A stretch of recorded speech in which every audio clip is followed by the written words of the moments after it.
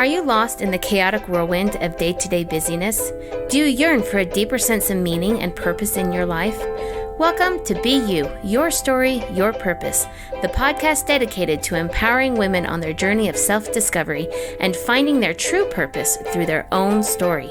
I'm your host, Brenda Simmons. Welcome, everybody, to the Be You, Your Story, Your Purpose podcast. I have a special guest today. Her name is Bernadette O'Grady. Bernadette is a native of New York City, and she now lives in a suburb of Westchester County. She is a registered nurse and a certified life coach, specializing in working with women who have just ended long-term marriages.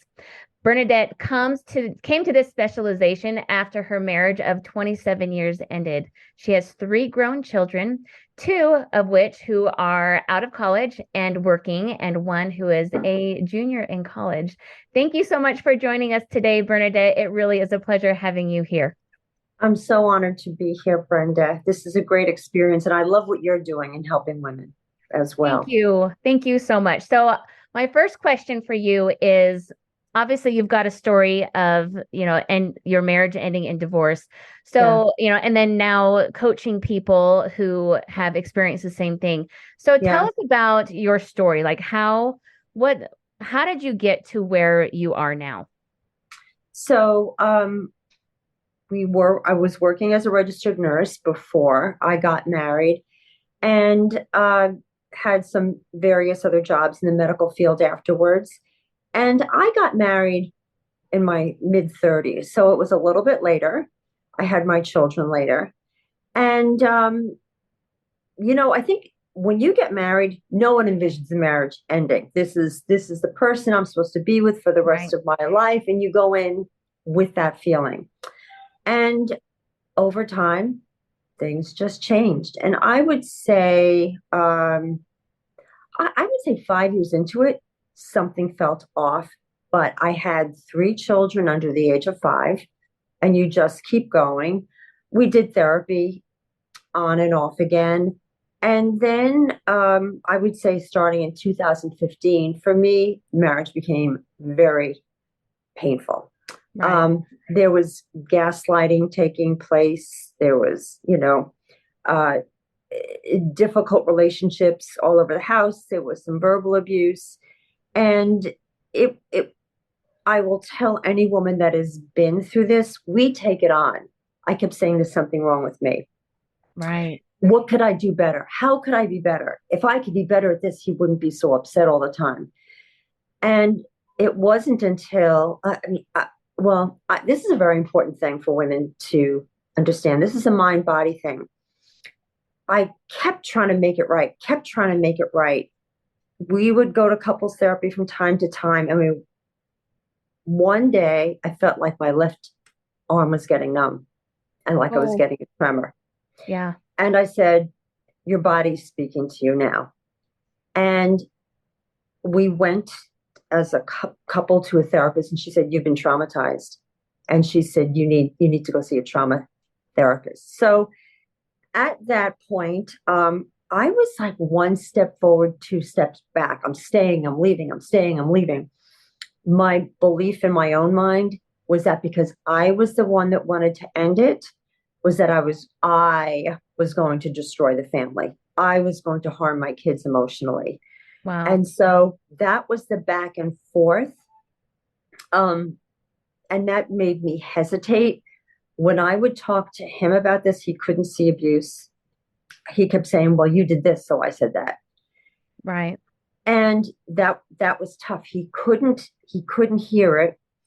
And I will tell you, and he would say, listen, lots of couples live disjointed or not wanting to be with each other anymore, but they sort of have their own separate lives in the house. And I was thinking, why would I ever surrender my life to another person? I thought about this. When you are born and your parents are holding you, you are their gift, and they envision this beautiful life and all you can be. What are you going to be when you grow up? And are you going to get married and have kids?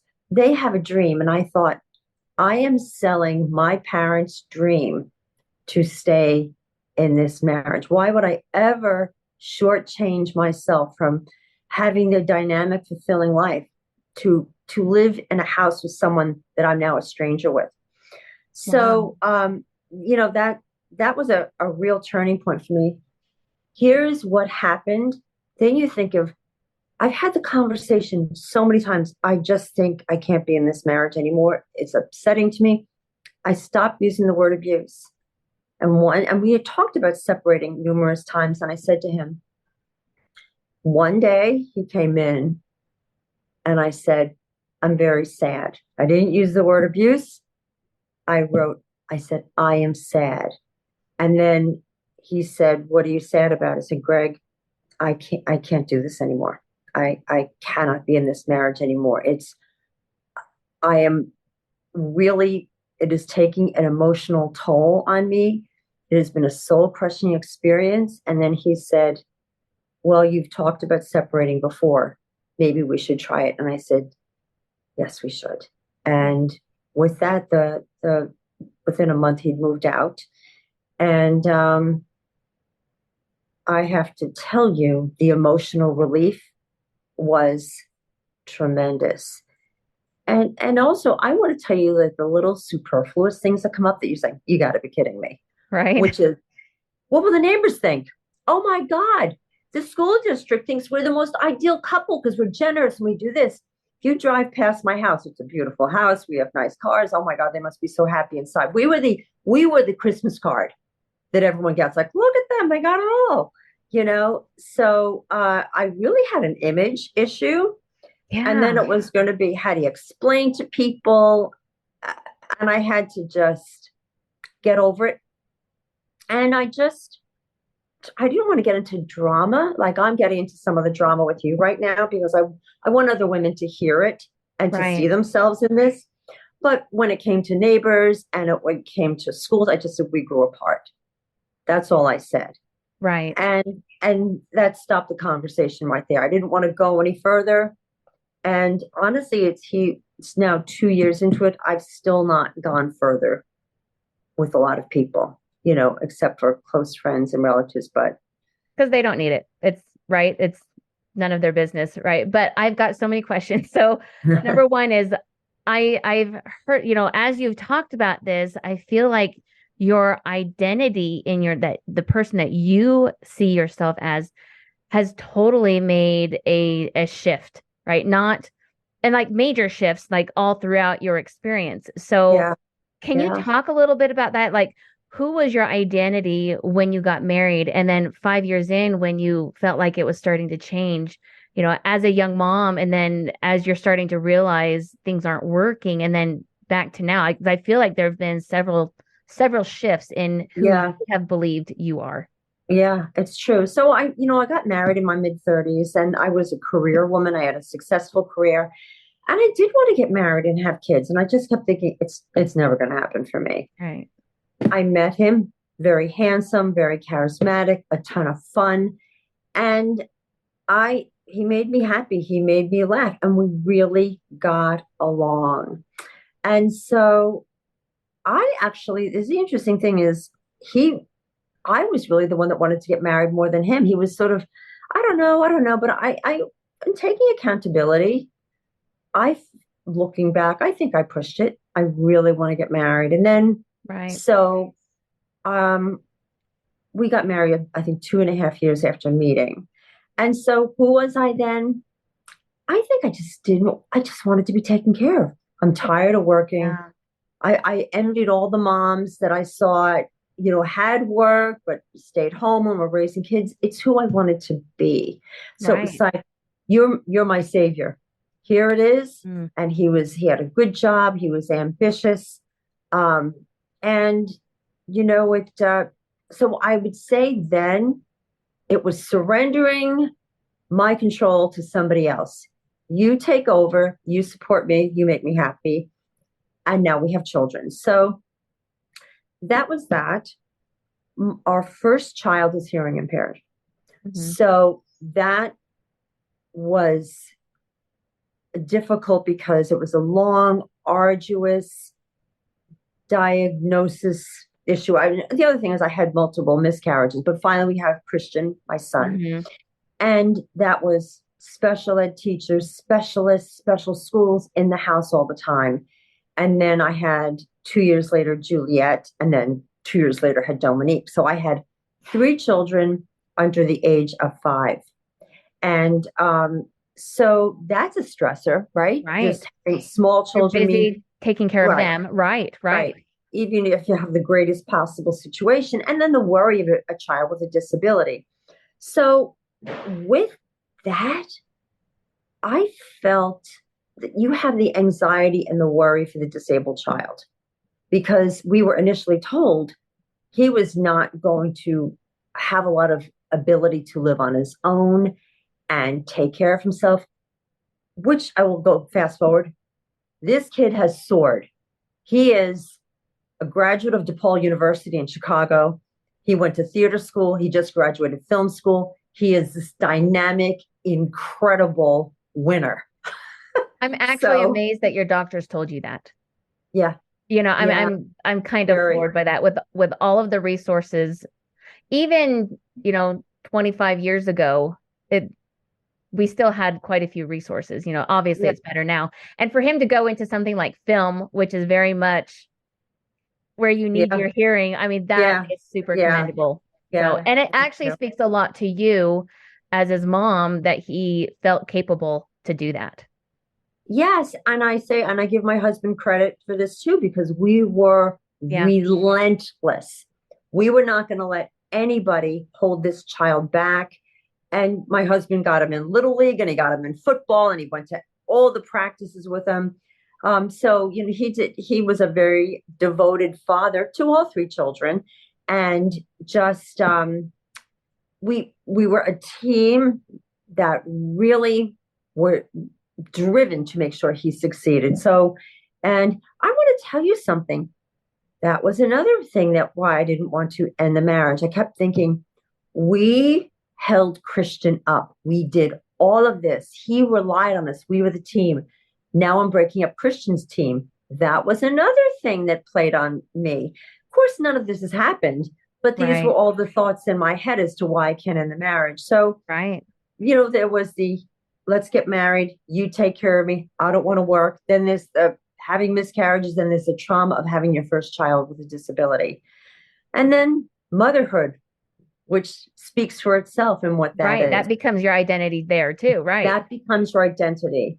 And, I also think because I stopped working, there's definitely a hit to your ego that you're not bringing in money. There's a little bit of unworthiness that comes in, like, yeah, you're right. I didn't, you are making the money and I'm doing this. I think, moms, housewives can be diminished. And, Mhm. you know, I think I did say, yeah, he's working all the time and I'm not, but I did a tremendous amount of volunteer work. I was head of the Parents Association at a school. I was a board of trustees of a school. So I did a lot. And I think there was a lot of brain stimulation that went into that for me. I Right. also, I like leadership. And so, my girls' school was an all girls school. I was leading women. I was vice president. I was president of the Women's Club of White Plains. That was leading women. So Right. I've always had a bend toward leading women. And then, so now where kids, my youngest daughter was in high school, and that's when my emotional pain really seemed to soar. Right. And we tried couples therapy. We went to specialists. And I think what had happened, the specialist we went to gave us a formula, and here's what you have to do, and here's my book, and here's communication. And when we did that, we actually renewed our marriage vows at one point. But 5 months later, I felt like we were just sliding backwards. Mhm. It was just the communication was off. I talked to him about it. He did not seem to have an interest in going through what the therapist had provided as our tools. And I realized that was it. This is over. Yeah. This is over. With that, it took me another year and a half to end it because I went through all those questions I just mentioned to you, the yo-yoing. And then what happened was numbness. and then going to a trauma therapist who Yeah. went back and forth with me. You know what she said to me? Why? Why are you staying? And then I kept saying, I'm ruining my children's life. My son that's hearing impaired, we're ruining the team. What will I tell the neighbors? All this stuff. She said, this stuff about ruining your children's life is completely untrue. And she said, and he was gaslighting you to a certain extent so that you were taking on beliefs that were untrue. And the one thing he kept saying is, you're going to destroy the family financially. That scared me because I did not work. And I was one of the women that handed the husband the finances. So I didn't know the numbers. So Right. when he said, you're going to destroy us, I said, oh my God, I'm going to destroy us. And so that was that was another obstacle I had to get over. So I would describe this as just grabbing the trapeze. Okay, Right. I'm just going to hope, that this works out. We initially did collaborative divorce, which it's like mediation with an Mhm. attorney. And Right. we tried to work things out on our own with the two lawyers. It was not workable. It was not workable at all in terms of what was equitable. And then she said to me, we've been doing this a year. You are no further along. She said, you honestly need to go into litigation. This is a change. I'm a very non-confrontational person. I Right. said, well, what does that mean? She says, you're in the court system. I'm like, I don't want to be in the court system. I don't want to go to a courthouse. I don't want to be in front of a judge. I'm not made for any of this. And she said, I think it's your only option. So with that, I had to hire a different attorney. It's just the way the legal system works Right. between collaborative and litigation. And I was like, I cannot believe I'm now hiring another attorney because I've done this a year and now I'm starting at the beginning. And it's been a very arduous process. And I I think part of this is that there's disagreement over finances, but I've also had a revelation in the past week or so that there's a worthiness component that's very big here. And that is, he truly does not believe I am worthy of 50%. That is all I'm asking for. This is not a, I'm going to take him for everything he's worth. No, I just want 50%. But because he built a business, he doesn't think I deserve 50%. Raising children, not being in the working world, he has his view of that. And so I thought about that. I said, there's two things. He doesn't think you are worthy of this. And then you don't think you are because you're afraid to fight for it. You're afraid to go to litigation. You're afraid to hire an attorney. You're afraid to speak up. So there was this whole worthiness jump that I had to do. And like, I do Wow. deserve this. I do deserve. And then it made me even reflect back to the dating portion. Why did you choose this person? What were you looking for? And I think part of that was when you choose somebody, sometimes you're looking for someone at the beginning of that courtship to make you feel worthy. Like he's got this job and I've got this job. So he Right. makes me feel worthy because he's so prestigious and everybody wants to know what he does for a living. So I think I'm trying to take accountability for it. How far back does the unworthiness go? Mm-hmm. And so there have been some worthiness jumps that have had to take place. Wow. What an amazing insight, to like I've gone through aha moments like that when I realize, oh, this is the mental program that I've been running for the last 20 some odd years. Right. How did that even start? And how am I still propagating that? And what do I need to do to change that? So I, on the one hand, I love aha moments like that. On the other hand, I realize, oh, I've got my work ahead of me, and so I'm wondering how has this, other than understanding, the whole worthiness bit, how has going through this litigation process changed you? Like, what have you learned about yourself? Yeah. I'm braver than I thought. I'm more resilient than I thought. You know, at the very beginning, when we were going to court, I was afraid of seeing my husband because there was part of me that had still had that unworthiness thing. Like, I'm confronting you with a lawyer. And Right. it took months before I could walk in and say hello to him, like directly, hi, you know, Right. and there's really no conversation. It's hi, hi. And I'm impressed that you even would do that because it's the obviously the divorce was very difficult, yeah, and I think a lot of people would harbor very ill will towards the yeah, other side. yeah, But I don't see that yeah. you have that. No, because I think, you know what, my EMDR therapist said, I said, I do have compassion for him. And she said, even a broken clock is right twice a day. And that means Right. that he has some good traits.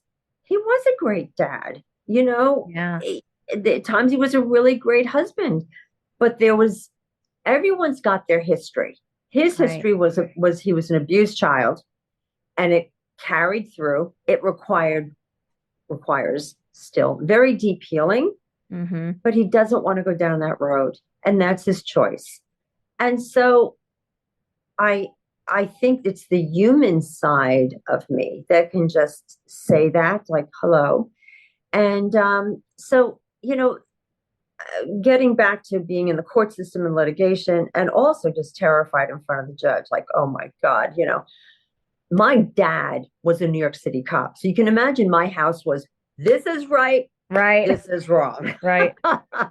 So for me, just being in the judicial system is like, I don't want anyone to think I've done anything wrong. I have that aspect. So it was very hard. Yeah. Court is bad, right? Court's That bad. I don't want right. to be there. Right. I don't want to be there. I practiced going there the day before so that I was so nervous. I drove to the parking lot. I found out where to park. I talked to the guards. What floor do I need to go to? Which elevator do I take? I literally had to rehearse going because I was that nervous. Wow.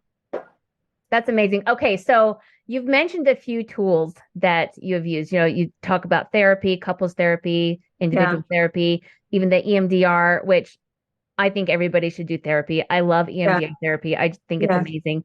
But also now going to the court to practice it. So obviously you are employing different tools to help you get through this. So what yeah, other tools have you used and how have they helped you? yeah. So we have a mutual friend, Emily, and she did something with me recently, which was I literally called her. I said, I just can't go today. I'm so worn down. I Yeah. have to be in a deposition. I just don't have it in me. And she was so incredible. She said to me, you need to envision yourself as Wonder Woman. And she said, Wonder Woman had the metal cuffs on her arms, and every time Yeah. something would be thrown at her, she would deflect it. She said, you need to see yourself as Wonder Woman. And she said, also, as the questions are coming, you got to gamify it. She said, sometimes I do that. She said, like if the judge asks a question or the other lawyer asks a question or your husband reacts a certain way, she said, you almost have to be neutral. And the gamifying is, well, that was an insulting comment. That's a 10 pointer. Or It makes it so you can laugh at it, doesn't it? So she it's not did. not Right, so heavy, right? right, right. I So love that. she was walking away. She goes, oh, that was a bad thing. That was a 20 pointer, So she just Right. had me sort of have some humor about it. Like, all right, show up and this is how you're going to do this. You need to be Wonder Woman. And then it's so funny. I took it a step further and I, as you know, I'm a coach and I always had myself public speaking in a certain dress. It's like, I'm going to be public speaking to women about this and empowering them. And I just always had this dress in my head that I would wear. I Yeah. took that dress out of my closet and I wore it to court because I said, this is your power dress Yep. and you are Wonder Woman. And you know what?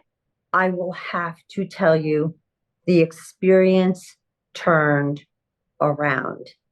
Wow. So, yeah, it was a great visualization. And she was great. She was leaving me messages all morning you know, and she's a coach too. So it So helps to have that was somebody in great. your back pocket who will give you little tips like that too, doesn't it? Yeah, yeah, absolutely. And I have been blessed with family and friends that have supported me tremendously. My own sister's a lawyer. My lawyer is exemplary. He's a very powerful, experienced attorney, and he has my welfare as a priority. So, my sister kept saying, "Your attorney's your higher power, you know." So, yeah, I think also surrendering to the attorney. I'm a very prayerful person, Hmm. and I believe in meditation. And, most recently I've been doing a lot of prayer and surrender with this Hmm. because you know what? I cannot control this outcome, nor can I control the behavior of other people or the reaction or the judge. Right. So I've just had to do a God will take care of this. I am going to make it through this. And also, I've had to go through what changes will take place in my life. I have a house that's, a bigger house. Yeah, you'll probably have to sell it and move somewhere smaller. I'm Right. okay. It's almost like I had to move the needle. It was like, I can't leave this house. It's like, you know what? I can. Yeah. And, and I should probably go do some other work again too as a nurse to make some more money. It's like I've moved the needle on that too. So, Was that you hard to move the needle? You know mhm, what? Because yeah, again, you're doing an identity shift, yeah, right? So was that what was that difficult? yeah, it was. It Yeah. was because it's a letting go. It's you're the first step was he moved out and there was relief because I didn't have to deal with the confrontation anymore. Where I said I'm non-confrontational, he was very confrontational. So I felt like there was peace in the house. But Hmm. then the reality sets in. It's almost like, you get the job, but then there's the first day of work. You Right. know, it's listen, this has been going on for 2 years and you can come to an agreement. So you should be able to move on and surrender that you're going to find another place. You can find another place to live and it will all be okay. And that my one daughter lives at home. She works virtually and so she needs to be with me right now. I have a daughter going back and forth to college. And it may be the courts decide that I keep the house longer for another couple of years, but I've prepared myself emotionally that this may change. And then also with nursing, I went back to school and I took an RN refresher course, went back into the hospitals. I've taken a number of different courses with nursing, so I'm completely updated.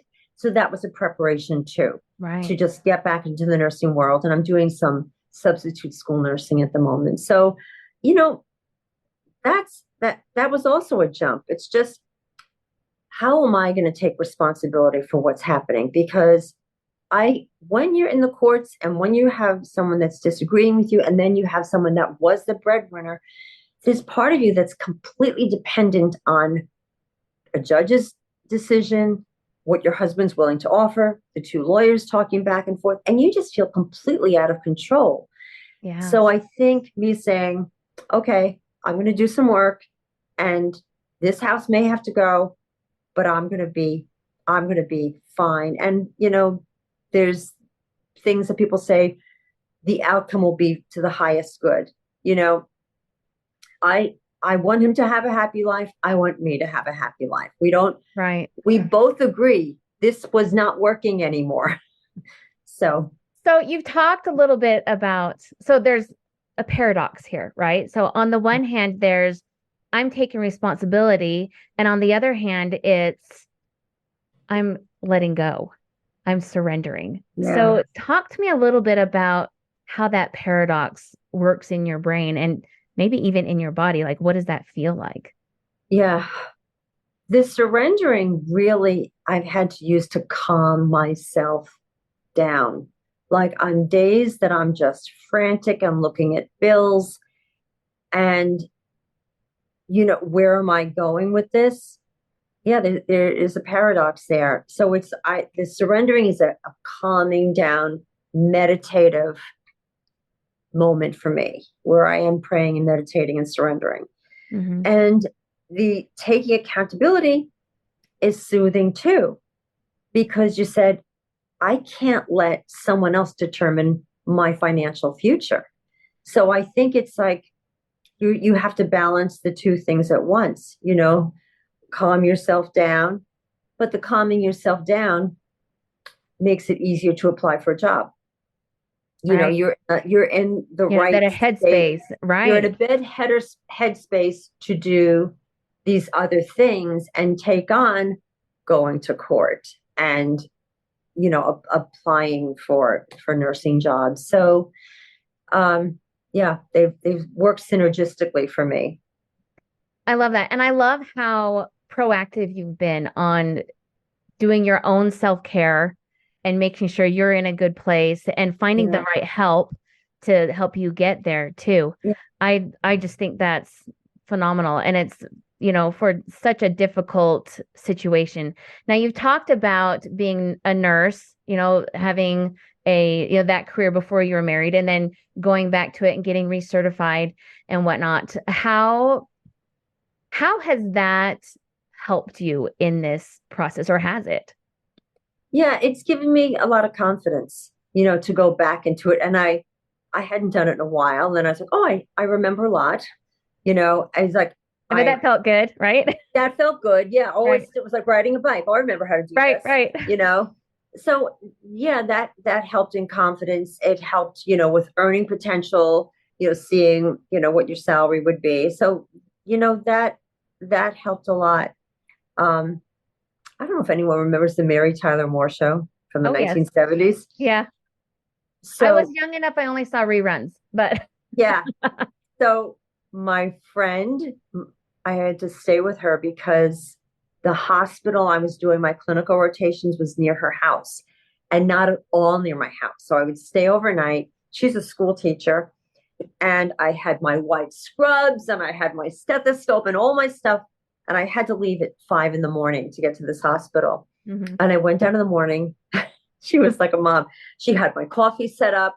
She had homemade banana bread set up. And then she took a quote from the Mary Tyler Moore theme song, which is, "You're going to make it after all." And I was like, I oh love my it. God. Do you know I saved the note? Oh, It brought that's tears to awesome. my eyes because when I graduated college, I moved to New Haven, Connecticut to take a job at Yale New Haven. And no one really had moved away from home in my generation. And she used to say to me when I was 20, "You're Mary Tyler Moore." Oh, She was, it came full circle. it came full circle, she said, because in that sitcom, she was a single woman. She wasn't the housewife. She was like the first generation single woman, career woman. So she said it to me when I was 20. And now she's saying it to me again on a piece of paper in her kitchen as I'm about to leave. It's I like, love it. oh my God. I love Yeah. it. That's so awesome. Okay, so going forward, what are your aspirations? What do you hope to do? Do you want to do more nursing? Do you want to do more life coaching? Like Yeah. what future do you see for yourself? Yeah. So my aspiration is to continue life coaching with Yeah. women. I will tell you that the one thing I learned, you sort of have tunnel vision going through this experience. Hmm. When I told people, my marriage is ending, they were saying, my marriage isn't good. I didn't know. They were saying all different things. How did you come to the decision? Where did you find your Right. lawyer? I could not believe the number of women that were in this situation that were not speaking about it. And I think also to leave a long-term marriage is sort of like the deer in the headlights. You can write yourself off. You can say, yeah, we're going to live separate lives in the house. The process has been so long and so arduous. I kept saying, God, you've got a message for me. Yeah. This is not over yet. This is dragging on. I've had to go through so much growth. There is only one reason you're doing this. It's because you want me to help other women. That is the only reason I could come up with. And I really do want to do that. And when we got back to the beginning of the conversation, if I had a woman sitting in front of me that said, I don't know Mhm. whether to leave or stay, I would Yeah. say, your parents saw you as a beautiful baby when you were born and had visions for your life. Why would you give that up to somebody else's vision? Our marriage was his vision of our Right. life. It wasn't, it became, the beginning, it was a unified vision, but in the end, it was not. Why would I surrender that to someone else's vision? Right. It's not the same. It's like you're killing yourself off. So, my passion is to help women see that, and especially those either that are on the fence or have gotten through the divorce, but are like, now what? Or they're empty nesters. And there's this quote, the gray divorce, that's you see it Right. written about in magazines now. And given now I'm married 29 years, he moved out at 27, but now it's 29, and this should be over by the end of the year. But I think that women need to see there's a new chapter, there's an opportunity, there's a new life. It's so funny. People are retiring and I'm going back to work. Right. But but I say this with joy. I say creating the new chapter with joy. I feel invigorated. I feel like I got my life back. Right. And I would love to help women see that possibility for them. This isn't the end. This is the beginning. The drama happened in your marriage. It came to an end for whatever reason, but you're worthy. You deserve happiness. You know, you are an individual painting.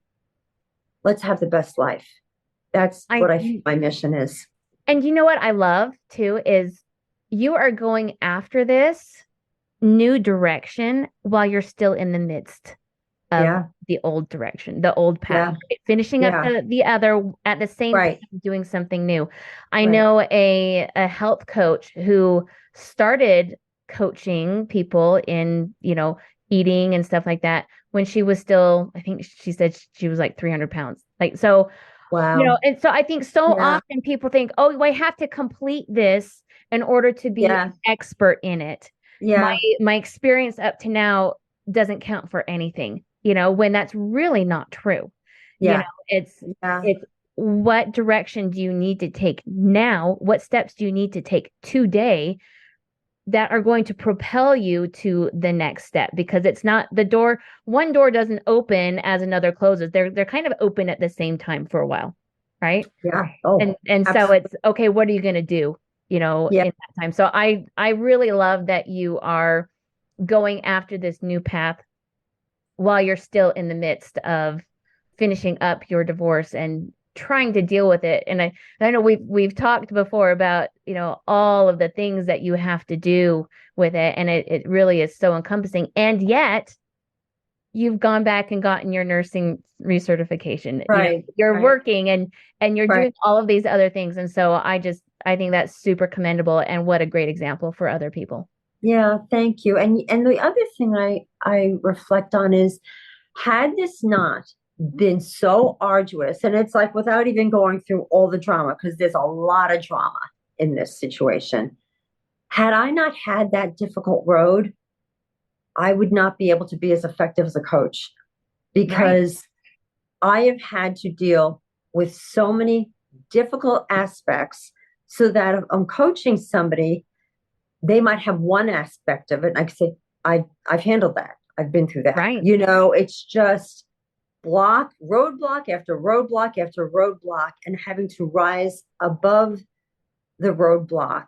And I think the other thing is I'm very protective of the mental health of my three kids. I really try not to burden them with the situation. They have a relationship with their dad. I don't interfere with that. Hmm. I've said to him, if you want to have the kids for the holidays, I'll go see my sister. So yeah, I think I've really tried to take everyone's emotional health into consideration. And I think the gift, and I couldn't see this gift probably 6 months ago. That's amazing. The arduousness of this makes me a better coach. And I think I think every single challenge can be looked at in a different ways, right? It's hard, right? And it's so hard when you're in the midst of it to see any good from it, right? But then if we can, Yeah, if we can take that moment yeah. and go, okay, what is it I'm learning in the moment? Obviously it's easier when you get out of it to go, okay, this is what I learned. But so many times I've been in the midst of my own challenges and just gone, okay, God, please tell me what is it that I need to learn? I will work on it and I will do my very best, and Mhm. just to take that perspective of it's not single dimensional. There's a lot more dimensions to our life than what we really realize. It's what your purpose is, and I think it Right. was Tony Robbins that said it's not happening to you, it's happening for you. Right. That's hard to Right.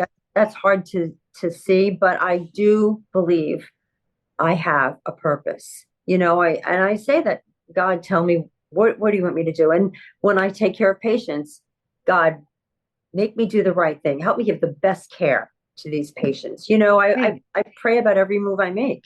So I part of the surrender is accepting that God wanted the divorce to go this way. He wanted the zigzag, the drama, the disagreements. He wanted it to be this way. And there's another quote I heard, somebody say, "You were made for this." Like, Bernadette, you were made to be resilient. You were Yeah. made to be a woman who felt unworthy, to have to grab the ring and say, "No, I'm worthy." You were Right. made for this. And I think the other thing I was very conscious of, and was part of my decision to leave the marriage, was what example are you setting for your three children? Even Right. my son, would I want any of them to stay in a broken relationship? No.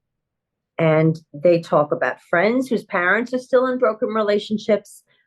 I want them all to say, you know what?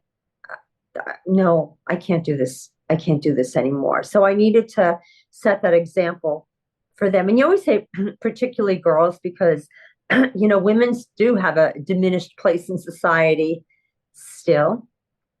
But I would never want my son to do this. I would never want him to treat a woman badly. And if a woman was treating him badly, I wouldn't want him to stay. So I Right. think it was a very important lesson for me to teach them, really, really leading by example, and they say that to me, you know. Oh, that's I've even awesome.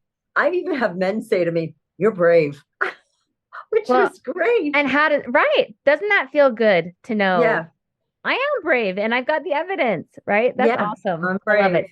So Yeah, Bernadette, what advice would you give to women who are dealing with a difficult marriage right now? yeah. Well, honestly, I would say get some therapy for yourself to define what is happening here, because it wasn't until I got to the right therapist that she said to me, none of these things are going to happen. Like, my reality was like, I'm going to destroy the family. She said, no, you're not. Right. No, you're not. So you need The to have stories we tell ourselves, it right? was a That story. right. They've got to differentiate reality from what is being told to them. And I think what happens sometimes in long-term marriages, especially if you haven't worked in a while, is you are told who you should be. You are Yeah. told what your dreams should be. And they need to differentiate that. And I'm not even telling women to get a divorce. I'm saying, you know what? This might work out. Maybe you'll Right. get some clarity for you. And then you and your husband go to see someone together, and then you both get clarity, and you can put one foot in front of the other, and you can make it work. These women need information no matter Right. what, whether you should stay, whether you should go. And I think the thing is, I've seen women come out of this as victims. They take on victimhood. They say, all these things happen and poor me. No, no, no. I'm not a victim. I am happy and I'm going on with my life. And so I would say, for people I coach, I want them to know, if you don't want to be a victim, I'm your coach. I love you it. know, it's that we're up leveling. We are moving forward. You are worthy. You deserve a full life of happiness. You have a lot of life left in you. So I would say, for women going through this, I'd say the first thing, go get some therapy yourself to really get a clear cut understanding of what is happening with their own emotions, and then get some direction after that. Awesome. I love it. So if somebody wants to work with you, how can they find you? So they can find me at bernadettemogrady at gmail.com, and I will do a free exploratory session or exploration session with them to see if they would like to work with me, and I can help them see what their future is, or the possibilities for their future. But I love working with women. I love my coaching clients. I love to see people's lives change, and I like to see the sparkle in their eye again. So that's how I they love could that. be. I love that so much. So, and I'm sure you are doing a world of good for those that you help. So, Yeah. thank you for being a light yourself. Like, this has Uh, just been so amazing. I just think you're an amazing person. And really, the resiliency that I see in you is just amazing. We've talked several times, and I just feel like you continually pick yourself up. We're yeah. never done. We're Never done. never until we're dead. We can We're never always grow. done. We're never done. And that's a beautiful thing. Some people Yeah. might think that's overwhelming, but it truly is beautiful. It just means you've got Yes. another day Yeah. to move Another forward day. and make something great of your life. Yeah, and I have to quote my mother. My mother lived to be 96 and was an extraordinary influence on my life. And she, oh my God, she was incredibly resilient. She survived a cardiac arrest at Radio City Music Hall in New York City during the Christmas show, Oh my goodness. and I CPR'd her and saved her life. Wow. So it's an incredible story. But when she got to the hospital, they said she's not going to make it, and we were like, we understand. She's older. She's not going to make Right. it. She Right. not only made it, she lived independently for 2 years. For 2 years after that, Wow. strong. And that's who I channel a lot, is my mother, and because she wouldn't be put down. She didn't believe doctors. She was writing. She was on a ventilator. She was writing notes to them. And the other thing is, when I did tell her the marriage was ending, she was sort of sad at first, and then she looked at me from across the room and she said, "You're my hero." Oh, I I love know. that. So I many types of know. super women, aren't there? So many times. And So many. Yes. she was a superwoman. And then that I was not expecting her to say. And I Yeah, was like, wow, that's incredible. that's wonderful. Well, you are a superwoman, and I'm sure Thank you. that you are doing a lot of good for other superwomen. So thank Yeah, you so thank much, you. Bernadette, for being on our show. Sure Thank appreciate it. you. I'm so happy you had me today. And you're a superwoman too, Brenda. Thank you. I will accept that. Thank you. Okay. All right. Take care. All right. Bye. Bye-bye.